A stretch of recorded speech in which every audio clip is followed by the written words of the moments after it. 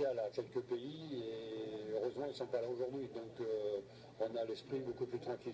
Ces pays qui posent problème et à qui tout est souvent dû, ce sont principalement les pays du Golfe et surtout les Émirats arabes unis, mais aussi le royaume de Bahreïn.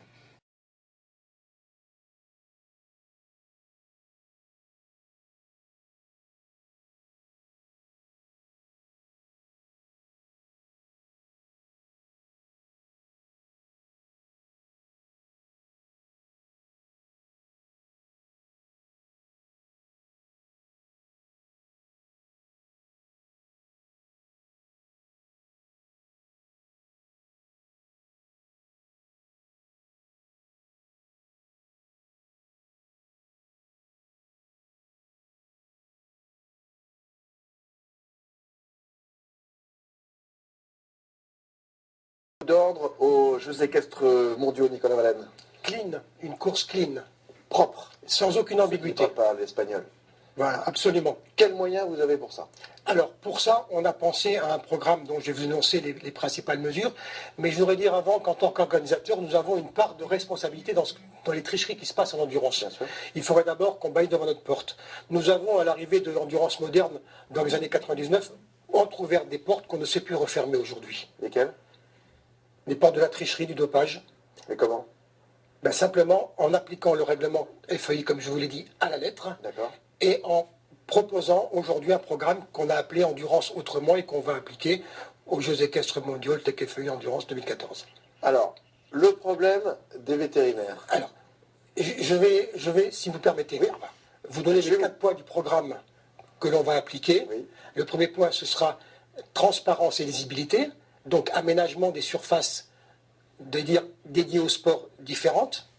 La deuxième partie, ce sera... différentes. Alors, aujourd'hui, en endurance, vous avez un vetgate et vous avez un emplacement où vous mélangez un vet-check, là on contrôle les chevaux, et vous avez un emplacement fourre-tout où on douche les chevaux, on groom les chevaux, on repose les chevaux, tout se mélange, tout est ouvert, tout peut se passer, rien n'est filtré, ça n'a jamais été fermé. D'accord. Voilà. Alors aujourd'hui, on ferme tout ça, on met le public autour, on met des places payantes et on voit le cheval qui passe du grooming sur le vet-check. Il y a des caméras, il y a des journalistes. Et qui va se reposer dans ce qu'on appelle l'holding area avec des tentes qui ne seront pas fermées. Donc le deuxième point, c'est la crédibilité et l'égalité des chances pour tous.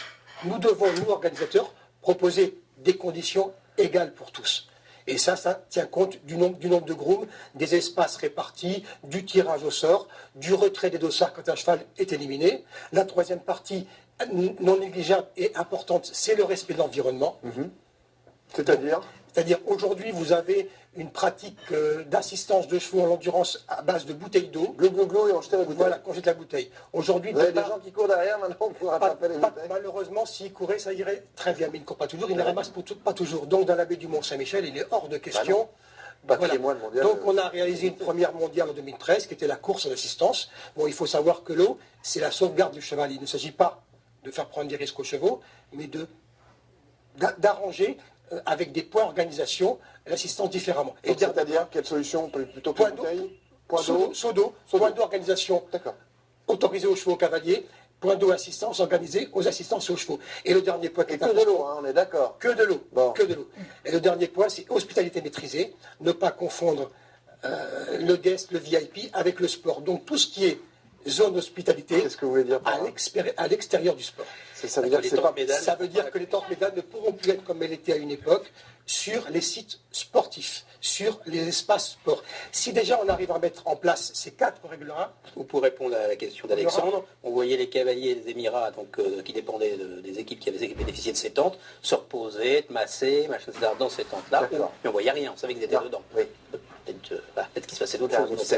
Alors, et pour contrer un petit peu cela, aux Jeux équestres mondiaux, nous avons une tente qui servira à toutes les fédérations qui n'ont pas les moyens de s'implanter en termes d'hospitalité sur le site, une tente qui va accueillir toutes les fédérations pour leur permettre d'avoir le meilleur confort possible. Tente ouverte, accessible à tout le monde? Comment ça se passe? Tente ouverte, accessible aux fédérations nationales, uniquement. D'accord. Alors, il y a une question à Nicolas, ça concerne l'hospitalité, mais des chevaux cette fois-ci. J'imagine qu'il y aura des écuries qui seront sécurisées, mais j'ai quand même